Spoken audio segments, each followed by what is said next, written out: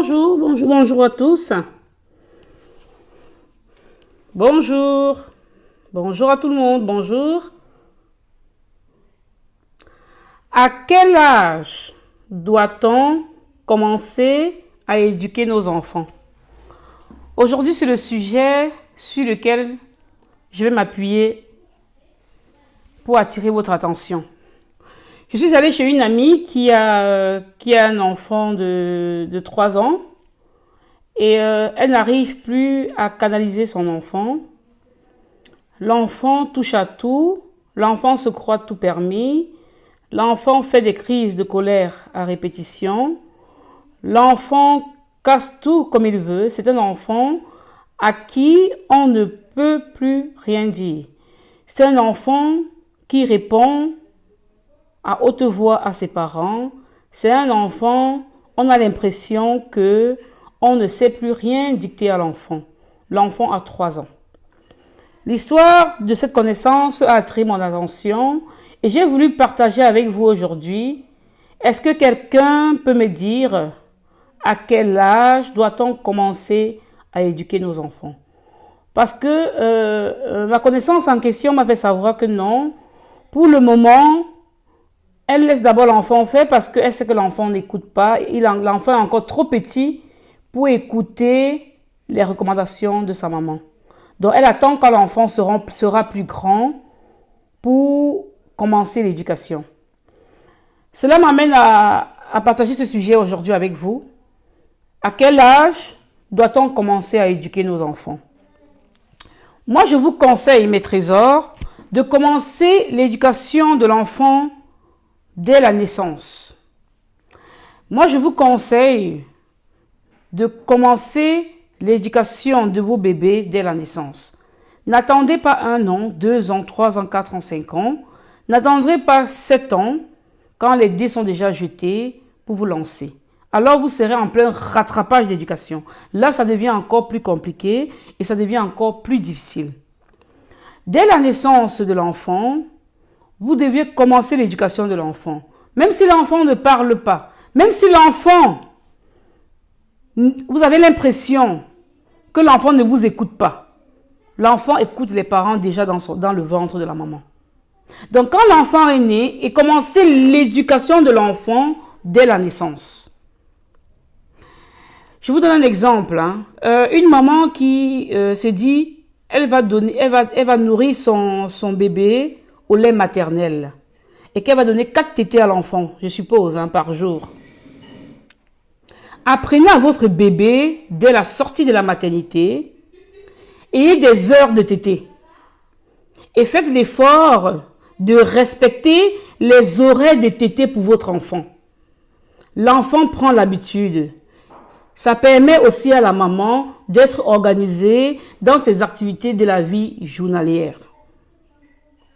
Quand vous donnez du sein à l'enfant, quand vous allaitez l'enfant, après avoir allaité l'enfant, si c'est l'heure de son dodo, déposez l'enfant dans son berceau, laissez l'enfant dormir. Si l'enfant est tout bébé et que vous vous dites que l'enfant doit dormir plusieurs fois dans la journée, n'hésitez pas, après avoir donné la tétée à l'enfant, quand il a fait son rot, vous lui faites ses câlins dont il a besoin. Après, vous le mettez dans son lit. L'enfant va prendre l'habitude qu'à chaque fois que maman me donne la tétée, elle me met dans mon lit. Les mamans qui prennent l'habitude d'allaiter les enfants, tellement elles aiment leurs enfants, elles se disent qu'en restant avec l'enfant dans les bras, c'est une bonne habitude qu'elle va donner à l'enfant. L'enfant s'habitue.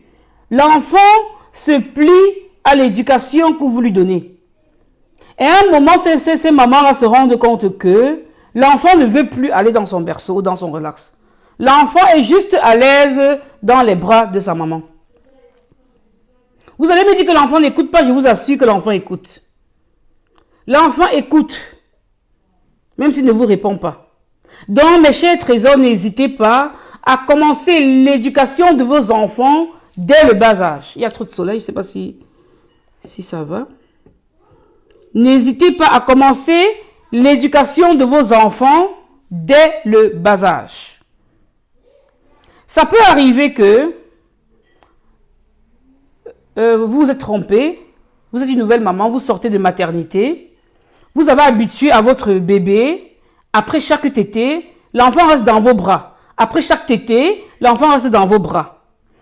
Et vous avez remarqué qu'à chaque fois que vous voulez mettre l'enfant dans le berceau, l'enfant hurle, l'enfant ne veut pas. Si quelqu'un d'autre vient porter votre bébé, l'enfant ne veut pas. Il veut juste l'odeur de sa maman.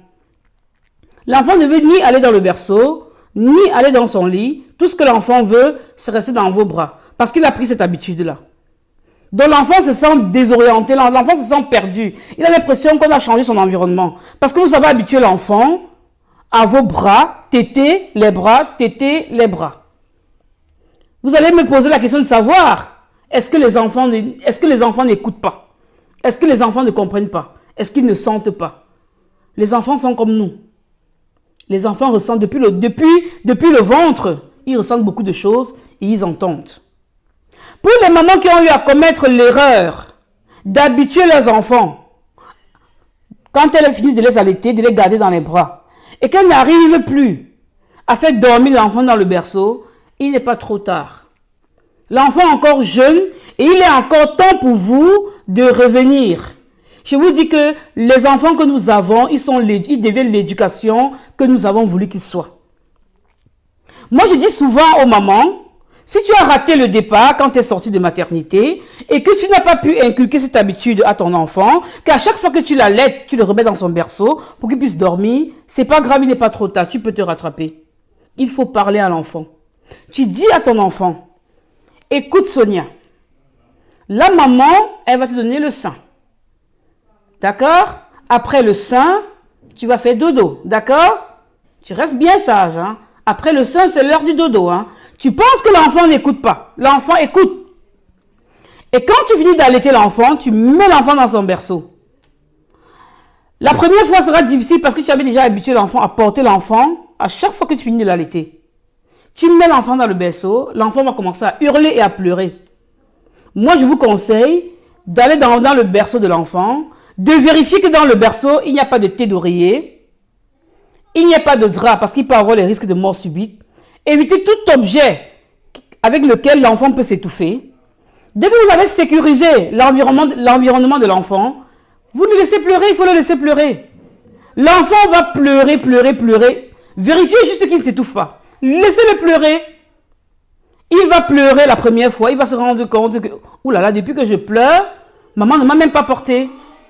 Il a perdu sa première guerre. Le lendemain, l'enfant va encore essayer. Il va encore essayer de pleurer après la tétée.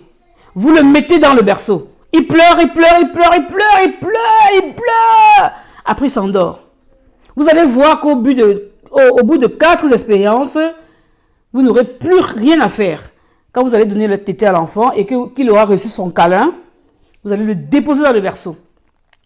Et vous allez voir qu'avec ça, vous serez libre. Vous aurez un bébé charmant, un bébé quand il se réveille, vous lui donnez son bain, vous lui donnez sa tétée, vous lui faites ses câlins, vous passez un peu de bons moments avec lui, et après vous le mettez dans son berceau ou dans son relax selon l'heure de la journée. Donc mes chers trésors, l'éducation de l'enfant, n'attendez pas que l'enfant devienne grand pour commencer l'éducation de l'enfant. On commence l'éducation de l'enfant dès le bas âge. L'enfant quitte de son rang de bébé, il commence à grandir, être une petite fille ou un petit garçon. Dès le bas âge, ne dites pas que l'enfant est petit. Commencez à dire non à l'enfant le plus tôt possible.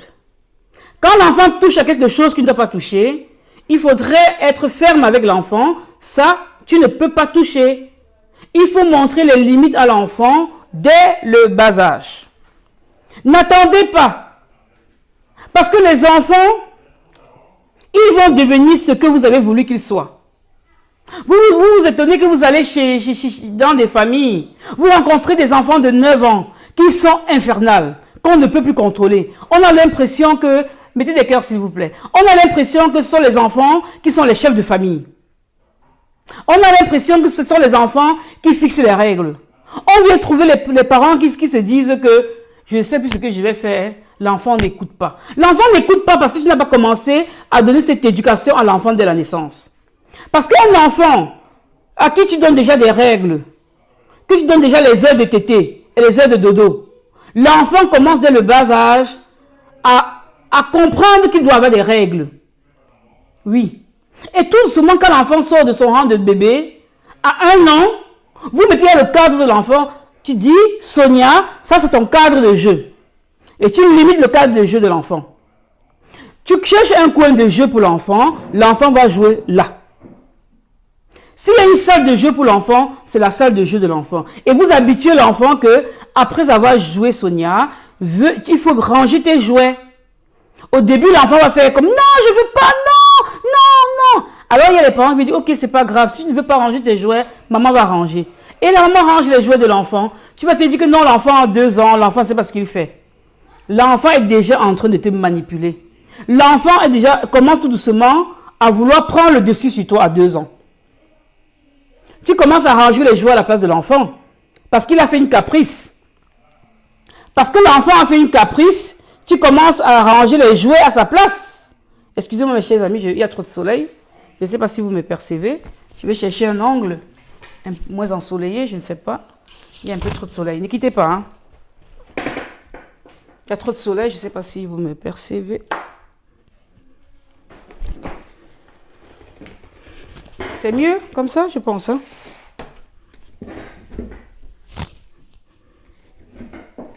Allô les amis, vous me percevez? Je viens peut-être distraite par le soleil comme ça. Excusez-moi. J'essaie de trouver un cadre plus agréable. Voilà. Je ne sais pas si c'est mieux. Est-ce que c'est mieux? Je pense que non. Hein? Il y a trop de soleil. Excusez-moi les amis. Hein? On ne prévoit pas tout. Hein? Je ne sais pas si c'est mieux comme ça. Toujours pas. Est-ce que c'est mieux? Je ne sais pas si c'est mieux. Dites-moi oui si c'est mieux. Hein? Je suis en train de chercher un... Voilà. Ben, tant pis, on va le faire comme ça. Ça va? C'est moins ensoleillé comme ça. Voilà, on va faire comme ça. Donc, comme je vous expliquais, avec les enfants, il faut leur donner une éducation dès le bas âge. N'attendez pas que l'enfant arrive à un certain âge pour faire des rattrapages d'éducation. Non. L'enfant déjà de 2 ans, donnez un cadre à l'enfant où vous allez installer ses jouets et vous allez commencer à cet âge-là à fixer des limites à l'enfant. Les enfants ne sont pas tout permis. Donc, si tu dis à l'enfant, Sonia, après avoir joué, tu dois ranger tes jouets. Parfois, vous allez assister aux enfants qui ne veulent pas ranger les jouets, ils font des crises d'hystérie. Et j'assiste souvent à des parents qui viennent, qui disent, ok, c'est pas grave, maman va ranger, elle range. Là, l'enfant a eu une victoire, l'enfant commence à prendre le dessus sur toi. Ça, ce sont des choses à ne pas faire. Moi, je déconseille vivement cela aux parents. Il faut donner des instructions aux enfants et rester ferme. Maintenant, Sonia, maman t'a dit, après avoir joué, tu dois ranger tes jouets. Si tu ne ranges pas tes jouets, maman ne sera pas contente et tu auras une punition. Il faut montrer à l'enfant, dès le bas âge, il n'y a pas d'âge. Je vous ai parlé pour le bébé. Je commence tout doucement à monter pour l'enfant de 1 à 2 ans, qu'il faut lui donner des règles à respecter. Il faut lui donner des principes et il faut être ferme sur vos principes. Il faut être très ferme avec les enfants. Ne pas succomber, hein. Parce qu'il vous assure, l'enfant est très malin. L'enfant essaye. Et dès que tu mords, c'est l'enfant qui devient ton chef. Tu marches selon les désirs de l'enfant. Tu n'arrives même plus à canaliser ton enfant. L'enfant va te demander des collations à toutes les heures de la journée. La maman, pour s'en défaire, va dire à l'enfant d'aller prendre dans le frigo. Va dire à l'enfant d'aller se servir. Alors vous faites des enfants à qui on ne sait pas dire non. Vous fabriquez des enfants à qui on ne sait pas dire non. Et vous êtes surpris demain que vous arrivez dans un magasin, l'enfant fait des crises d'hystérie, l'enfant s'enroule par terre parce qu'il est habitué que maman ne dit jamais non. Il est passé devant un comptoir à jouets. L'enfant se roule par terre, il veut absolument le jouet qu'il a trouvé. Il est habitué que chaque fois qu'il veut quelque chose, maman ne lui dit jamais non. Et bien même quand maman dit non, elle revient sur sa décision, après elle dit oui. Tout doucement, l'enfant commence à comprendre que maman marche selon ses règles. Moi, je vous le déconseille vivement, mes chers trésors. Je vous le déconseille vivement. Commencez l'éducation de vos enfants dès la naissance. Et restez ferme quand vous décidez de punir l'enfant. Je vais vous donner un petit secret. Un petit secret pour pouvoir organiser vos enfants à la maison. Pour pouvoir donner une petite base d'éducation à l'enfant. Déjà dès le bas âge. Déjà dès le bas âge. S'il y a une chose qui marche beaucoup, s'il y a une chose qui marche et qui fonctionne très bien, ce sont les routines. Avec vos enfants, habituez vos enfants aux routines. Vous habituez, et les enfants adorent ça. Pour eux, c'est comme un jeu. Et ils s'habituent, et l'enfant grandit tout doucement, et vous-même, vous êtes content de votre enfant. Je prends un exemple. Vous pouvez avoir, par exemple, des routines du matin. Vous dites à vos enfants, quand on se lève le matin, on va faire un gros câlin à papa et à maman. Après, on se brosse les dents. On prend sa douche, si c'est possible. Après, on prend le petit déjeuner. Après le petit déjeuner, on fait ci, on fait ça, on fait ça. Il faut vraiment avoir une routine pour l'enfant. Ce que certains parents font même, c'est que ces routines-là, ils les mettent sur le frigo, ils affichent des récompenses. Si l'enfant respecte la routine toute la semaine, l'enfant a droit à telle récompense. Et n'hésitez surtout pas à féliciter l'enfant quand vous vous rendez compte que l'enfant respecte toutes les routines que vous avez mises en route. Faites l'expérience, mes amis, et vous viendrez me dire. Habituez vos enfants à des routines. Mettez des cœurs, s'il vous plaît. Habituez vos enfants à des routines journalières. Le matin, il y a la routine du matin. Il y a la routine de l'après-midi. Quand l'enfant rentre de l'école, l'enfant doit savoir. Quand je rentre de l'école, la première des choses, je range mon cartable, je mets mon manteau dans l'armoire à manteau. Après avoir fait cela, si je dois prendre mon bain, c'est l'heure de prendre ma douche. Après avoir pris ma douche, je vois un petit peu la télé. Après, j'ai 15 minutes pour voir la télé. Après, mes devoirs. Après, le souper. Et à 20 heures, je suis au lit. Et si possible, même vous mettez un réveil. Quand le réveil sonne, l'enfant sait qu'il doit aller au lit. Quand vous habituez l'enfant aux routines, vous avez moins de boulot. Et vous n'êtes pas tout le temps derrière les enfants. C'est très important, mes chers trésors. Habituez les enfants aux routines. Vous verrez que vous aurez la vie plus facile. Vous avez compris? Et une autre astuce, vous avez remarqué qu'il y a beaucoup de parents qui vont dans des magasins avec les enfants ou bien qui vont à la piscine avec les enfants. Arrivé à la piscine, quand ils disent à l'enfant que « Allez les enfants, maintenant c'est l'heure de rentrer », alors vous allez voir les enfants qui vont se cacher, ils ne veulent pas rentrer. Et quand vous insistez, l'enfant vous fait des crises de colère en public ou bien en plein magasin. L'enfant vous fait des crises de colère, je vous assure, des crises de colère. Et le parent se demande, mon Dieu, si je pouvais donner une fessée à cet enfant, mais le parent est coincé, il regarde à gauche, il voit qu'il a le regard des gens sur lui, il ne sait pas que faire. L'enfant, le parent est coincé, il ne sait pas ce qu'il va faire. L'enfant est en train de faire une crise d'hystérie. Je vais vous donner un petit secret pour éviter ce genre de choses dans les magasins, pour éviter ce genre de choses au retour des balades ou au retour d'une piscine ou au retour d'une attraction. Je vais vous donner un secret pour éviter que les enfants ne vous fassent ce genre de crise d'hystérie. À chaque fois que vous avez une sortie, à chaque fois que vous avez quelque chose de prévu avec vos enfants, vous faut parler aux enfants à l'avance. Vous faites asseoir les enfants. Allez les enfants, aujourd'hui on va sortir avec maman, hein, vous le savez bien. Ils vont dire oui. Est-ce que parmi vous, il y a quelqu'un qui va arriver au magasin et qui va commencer à signer sur le jouet? Maman, je veux ci, maman, je veux ça. Vous leur posez la question. S'il y a un enfant qui vous dit, maman, moi, maman, tu dis, ok, si toi tu vas faire ça, toi tu restes à la maison, tu ne viens pas avec nous.